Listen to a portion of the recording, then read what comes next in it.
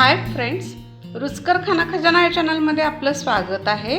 मी आज तुम्हाला वेगळ्या पद्धतीने कारल्याची भाजी मी कशी करते ते सांगणार आहे। ऑलरेडी एका पद्धतीने केलेली भाजी आपल्या चॅनलवर अपलोडेड आहे, ती सुद्धा तुम्ही पाहू शकता।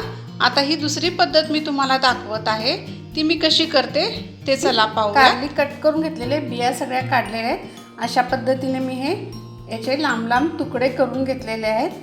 चला आता आपण पुढची प्रोसेस पाहूया। तर इथे मी गॅसवर कढई ठेवलेली आहे। याच्यामध्ये 2 मोठ्या चमच्यानी तेल घेतलेलं आहे। तेल ऑलमोस्ट गरम झालेलं आहे आणि आता हे कारल्याचे जे तुकडे आहेत याच्यामध्ये छान व्यवस्थित अगदी ब्राउनिश होईपर्यंत आपल्याला हे व्यवस्थित फ्राय करून घ्यायचे आहेत। कंटिन्यूअस असं हलवत राहायचं आहे आपल्याला। पहा आता याचा थोडा थोडा कलर चेंज झालेला आहे। आपल्याला पूर्ण थोडंसं ब्राउनिश होईपर्यंत आपल्याला हे असं परतून घ्यायचं आहे। हे पहा आता छान असे हे तुकडे सगळे ब्राउनिश झालेले आहेत। आता आपण इथे गॅस बंद करूयात आणि हे तुकडे आपण सगळे काढून घेऊया। गॅस बंद केलेला आहे मी। असे तुकडे मी हे सगळे एका बाउलमध्ये काढून घेतले। हे पहा असे हे सगळे मी आता तुकडे बाहेर बाउलमध्ये काढून घेतलेले आहेत।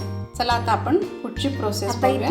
तीच कढई आणि तेच तळलेले तेल मी घेतलेलं आहे, एक्स्ट्रा तेल घातलेलं नाहीये। आता आपलं हे तेल ऑलरेडी गरमच आहे। त्याच्यामध्ये मी एक अर्धा चमचा मोहरी टाकतेय।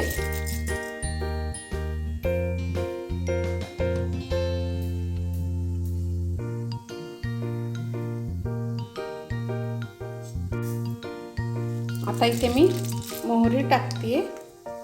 आता ही मोहरी तडतडत आहे,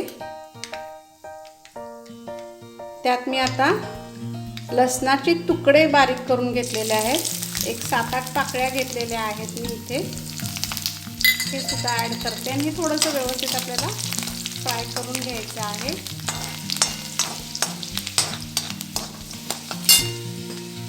त्याच्यानंतर याच्यामध्ये आपल्याला कढीपत्ता टाकायचा आहे। त्यानंतर मी इथे एक मोठा कांदा बारीक चिरून घेतलेला आहे, तो याच्यामध्ये ॲड करते मी। तोही व्यवस्थित आपल्याला फ्राय करून घ्यायचा आहे। कांदा बऱ्यापैकी तळलेला आहे। आता तुम्ही इथे लसणाची पेस्ट पण वापरू शकता, पण लसणाच्या तुकड्याने ना दाताखाली आला की ती एक टेस्ट वेगळीच येते आणि ती छान वाटते, म्हणून मी तुकडेच टाकते। ऑलमोस्ट आता हा कांदा परतून झालेला आहे। आता याच्यामध्ये मी थोडा हिंग घालते, हिंगाने स्वाद छान येतो। आता यामध्ये मी 1-2 चमचा कांदा लसूण मसाला घेतलेला आहे। तुम्हाला जसं तिखट हवं त्याप्रमाणे तुम्ही कमी जास्त करू शकता। त्यानंतर मी अर्धा चमचाभर हळद घेते, हे व्यवस्थित परतून घ्यायचं आहे।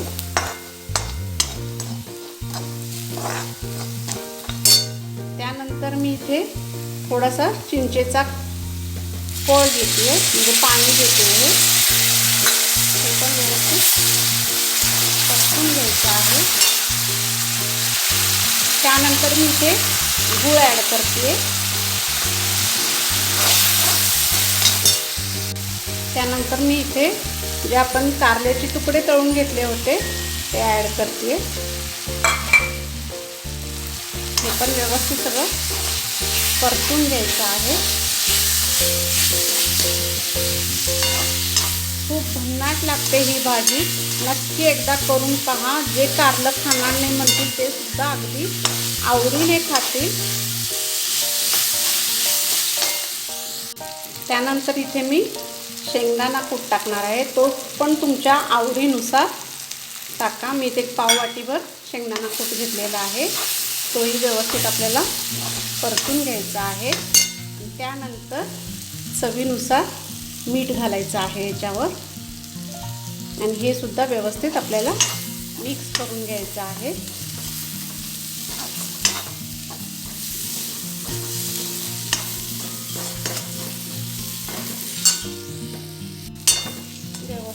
हलवलं की मग याला थोडंसं झाकण लावून वाफवून घ्यायचं 1-2 मिनिटासाठी.